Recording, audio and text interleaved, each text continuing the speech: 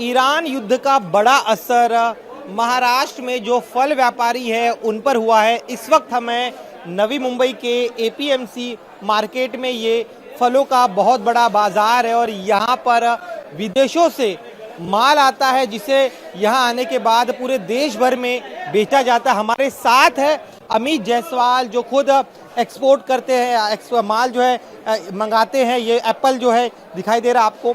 इनके खुद के कई कंटेनर जो है इस समय स्ट्रेट ऑफ हॉर्मोज में फंसे हुए हैं। सीधे उन्हीं से बात करते हैं।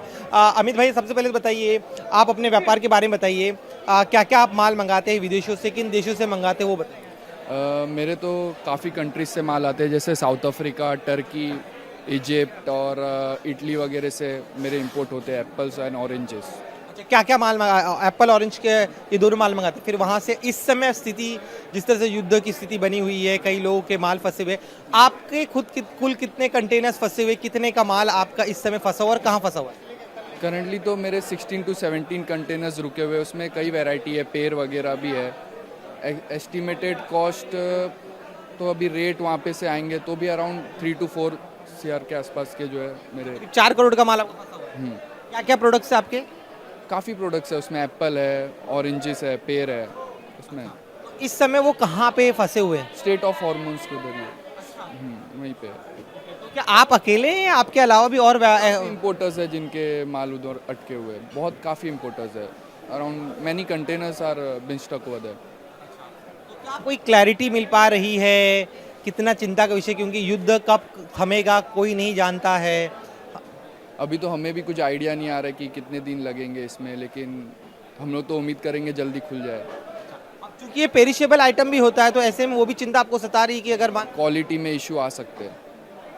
क्वालिटी में, बिकॉज ये पेरिशेबल गुड है तो इसकी लाइफ होती है कुछ दिनों की, वो दिन के बाद फिर उसमें इफेक्ट आएंगे, प्रोडक्ट में क्वालिटी इशू आएंगे। आप जो बता रहे कि करीब आपका 4 करोड़ का माल अटका हुआ है, वो किस देश से आ रहा था और यहाँ पर कब कब वहाँ से निकला था, कब उसे यहाँ पहुँचना था, ये भी विस्तार से बताइए। साउथ अफ्रीका से अराउंड 25 to 30 डेज लगता है आने के लिए, तो स्टेट ऑफ जो दुबई के वाले रास्ते पे अराउंड 4 to 5 डेज से वहाँ पे अभी स्टक है। नहीं तो उसका जो है अराइवल टाइम 6 तारीख का, मतलब कल या परसों था उसका, लेकिन अभी वो डिले हो चुका है। अभी देखो कितना दिन जाता है, अभी हमें आइडिया नहीं है। करीब करीब 25 दिन, अगर मान लीजिए अगर ज़्यादा डिले हो जाता, वहीं माल फंसा रहा, तो फिर आपके फिर देखते क्या होता है, क्या प्रोसीजर होता है, आगे हमें बात करनी होगी क्या प्रोसीजर है उसका, कि वहीं पे खाली होता है कंटेनर की यहाँ आता है। अभी वो उसके रिगार्डिंग अभी तक हम लोग को कोई रिपोर्ट आया नहीं है। मुझे बताइए कि भाई, और भी यहाँ पे आप अभी इस बाज़ार के बारे में बताइए, क्या क्या इंपोर्ट होके अन्य देशों से आता है और कहाँ कहाँ से आता है? आपके भी कोई साथी होंगे जो इंपोर्ट करते होंगे, उनके बारे में प्लीज़ बताइए। काफ़ी जगह से आता है इंपोर्ट, तो मैनी कंट्रीज से आता है। 10 से 12 कंट्रीज़ है, वहाँ से इंपोर्ट होते हैं एप्पल, ऑरेंजेस, ब्लूबेरी, अवाकाडो, फिर मैंगोज़ भी आते हैं अब तो इम्पोर्टेड साउथ अफ्रीका से, और भी बहुत कंट्री है। क्योंकि ये माल नहीं आ रहा तो इसका स्वाभाविक है पूरे देश में इसका असर होगा। जहाँ जहाँ आप किन किन राज्यों में, शहरों में आप भेजते थे? लाइक एवरी स्टेट में जाता है। मेरे साउथ में लोडिंग है, हैदराबाद, विजयवाड़ा, भुवनेश्वर, बहुत सारे मेरे स्टेट हैं जहाँ पे मेरी लोडिंग होती है। तो अगर इंडियन, जैसे अभी इंडियन का सीज़न जून जुलाई से होता है, उसके पहले तक इम्पोर्टेड जाते हैं, तो फिर हो सकता है शॉर्टेज आएगा एप्पल का। इसका असर क्या अभी कीमतें भी जैसी की वैसी थे बढ़ रही? बढ़ेगी, कीमत बढ़ेगी। अच्छा, एक स्वाभाविक मुझे बताइए। चलिए, ये एप्पल है, ये जिस क्वालिटी का है, कितने क्वालिटी ये एप्पल एक आप लोग कितने रुपए किलो बेचते हो और बाजार में अगर ये नहीं माल आया आपका तो कितनी कीमतें बढ़ सकती है? फिलहाल तो ये 190 to 200 रुपीज़ तक का हम सेल कर रहे हैं। रोड पे बिक रहा है ये 240 to 250 तक। हो सकता है अगर हमें माल नहीं मिलेगा तो रेट तो इसकी बढ़ेगी। हो सकता है कि 350 to 300 या 400 तक भी प्राइजेस जा सकते हैं अगर माल नहीं आए तो। अच्छा, तो देखिए, इनका ये कहना है कि ये करीब 180 से 190 रुपए में बेचते हैं। जो आम जब बाज़ारों में जाता है, छोटे छोटे दुकानों पे जाता है, तब ये जो माल है आज 180 का जो ये बेचते हैं वो करीब 240-250 में बिकता है। लेकिन अगर माल नहीं है, माल अटका रहा उसी जगह पर गल्फ़ के देशों में, तब ये जो माल है ये बाज़ारों में इसकी कीमतें और भी ज़्यादा बढ़ सकती है। 240-250 का मिलने वाला एप्पल 300 तक भी पहुंच सकता है, इस तरह की आशंका ये जता रहे। तो आप मुझे बताइए ज़रा यहाँ पर अब चूंकि ये मैं मार्केट देख रहा हूँ, सुबह का वक्त है, बड़े पैमाने पे लोग आ रहे हैं, अभी क्या स्थिति, अभी पर्याप्त मात्रा में माल है या फिर धीरे धीरे असर दिख रहा है? अब धीरे धीरे असर दिख रहा है, असर दिख रहा है। फिलहाल 2 दिन से तो बाज़ार में थोड़ा मूवमेंट आया है, रेट थोड़े बढ़ रहे हैं लोगों के। अभी हो सकता है 3-4 दिन तक और जो है रेट बढ़ेंगे।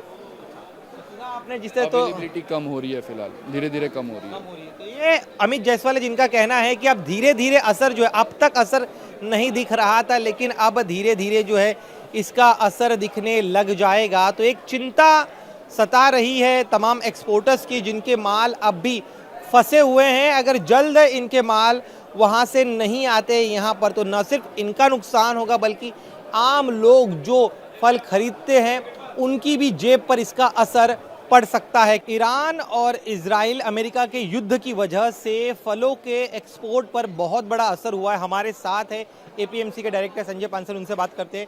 सर, मैं आपसे जानना चाहूँगा मौजूदा स्थिति क्या है, युद्ध के पहले स्थिति क्या थी और अभी क्या स्थिति है, विस्तार से बताइए। देखो, इस साल रमज़ान महीना आपको मालूम है सब चालू हो गया है और रमज़ान महीने में इंडियन फ्रूट्स को काफ़ी तादाद में गल्फ कंट्रीज़ में डिमांड रहती है, जैसे कि ग्रेप्स है, वाटरमेलन है, मैंगोज़ है, बाद में पोमोग्रेनेट्स है, इन पपैया है, ये मस्कमेलन है, ऐसे बहुत से फलों को गल्फ कंट्रीज़ में डिमांड रहती है।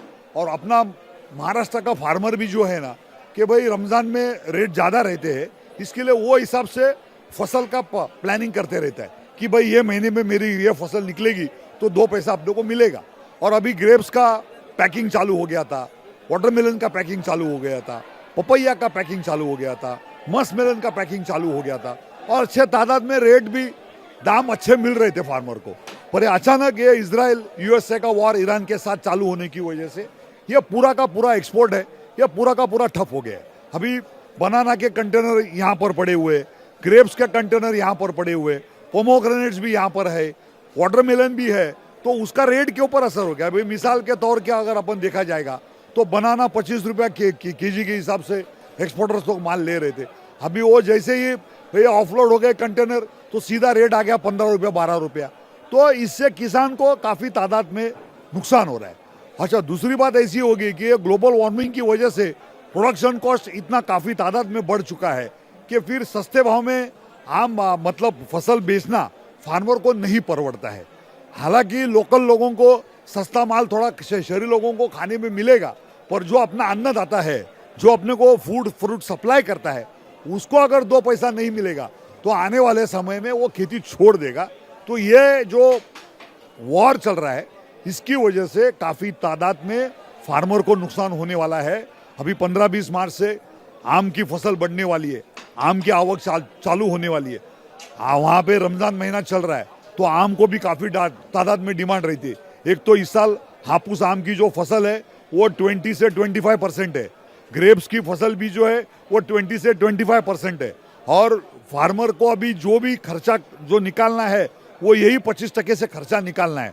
अगर ये वॉर कंटिन्यू रहा तो आम के भी जितने, अभी तो आम मार्केट में कम आ रहा है, पर जैसे जैसे अभी आने वाले समय में आम की आवक बढ़ने वाली है तो उसका असर, अगर ये एक्सपोर्ट चालू नहीं हुआ तो उसका असर निश्चित तौर के ऊपर आम के दामों पर होएगा और उसका डायरेक्ट इफेक्ट फार्मर के आमदनी के ऊपर होने वाला है और इससे काफ़ी नुकसान हो सकता है। एक बात बताइए, हमारा जो माल है, जिन फलों का आपने जिक्र किया, वो किन देशों में जाता है? खास तौर पे गल्फ के देश बताइए जहां पर जो सबसे ज़्यादा प्रभावित है इस युद्ध की वजह से। देखो, अभी अपना बनाना जो है वो ईरान में जाता है, इराक में जाता है, सऊदी अरेबिया में जाता है, दुबई में जाता है और ये बाकी जितने भी फ्रूट्स है अपने, जैसे कि हापुस आम है, अंगूर है, वाटरमेलन है, खरबूजा है, पपैया है, ये Dubai, Muscat, Doha, Saudi Arabia, Kuwait, Iran, Iraq, Lebanon,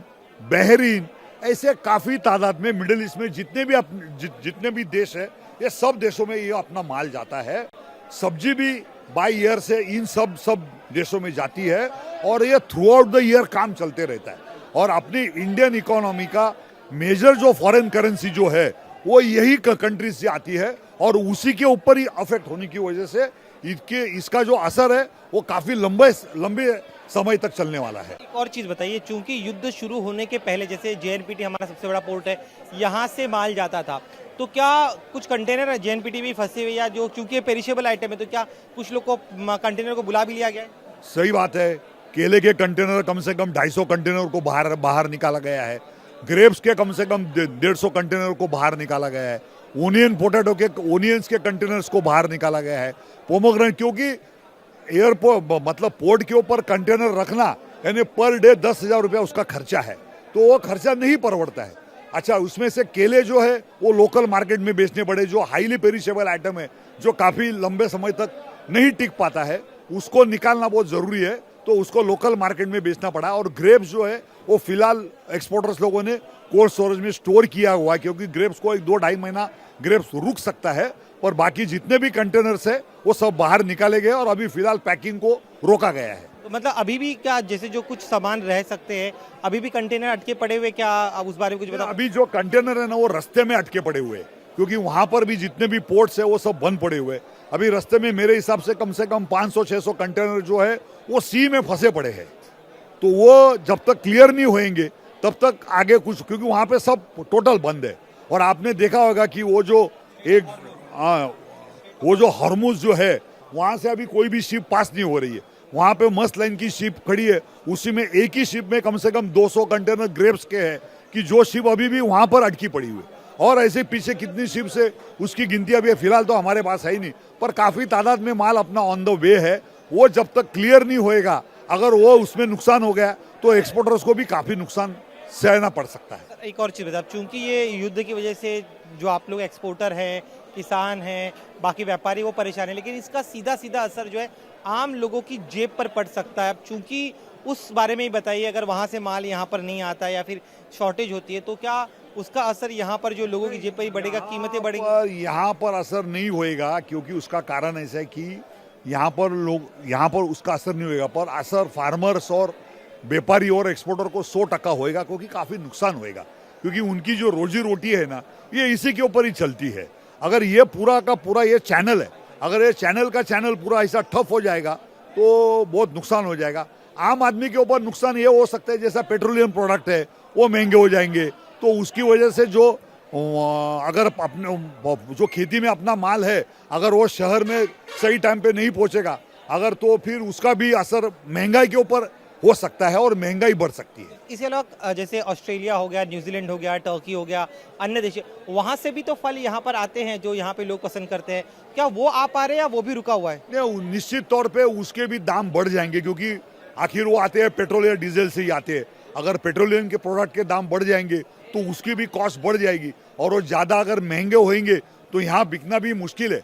क्योंकि क्या हो गया, अभी आपने देखा होगा, वॉर चल रहा है तो शेयर मार्केट डाउन है, हर मार्केट डाउन है, तो आदमी की खर्चा करने की कैपेसिटी अगर कम हो जाएगी तो फिर वो, जैसे कि मिसाल के तौर पे अगर मैं 4 दिन आम खाता हूँ, अगर महंगाई है तो मैं एक ही दिन खाऊंगा, 3 दिन बोलेगा आम, क्योंकि ऐसा नहीं कि आदमी अगर खर्चा करेगा 2 पैसा मिलेगा तो आदमी खर्चा करेगा। अगर 1 पैसा आमदनी अगर कम हो जाएगी तो आदमी खर्चा नहीं कर पाएगा, और उसका असर वो चीज़ों के ऊपर हो जाएगा। सवाल मेरा, चूंकि बाजार की स्थिति क्या है, मूड क्या है, क्योंकि आप जैसे बता रहे किसान परेशान, आप व्यापारी एक्सपोर्टर्स परेशान हैं, अभी एपीएमसी में क्या स्थिति है, क्या उम्मीद कर रहे हैं आप लोग की स्थितियाँ ठीक होंगी, अन्यथा बहुत बड़ा आर्थिक नुकसान यहाँ पर एक्सपोर्टर्स को उठाना पड़ेगा? फिलहाल तो यहाँ से देखो, मैंगो का एक्सपोर्ट काफी तादाद में होता है, खरबूजा का एक्सपोर्ट काफी तादाद में होता है, वाटरमेलन का एक्सपोर्ट काफी तादाद में होता है।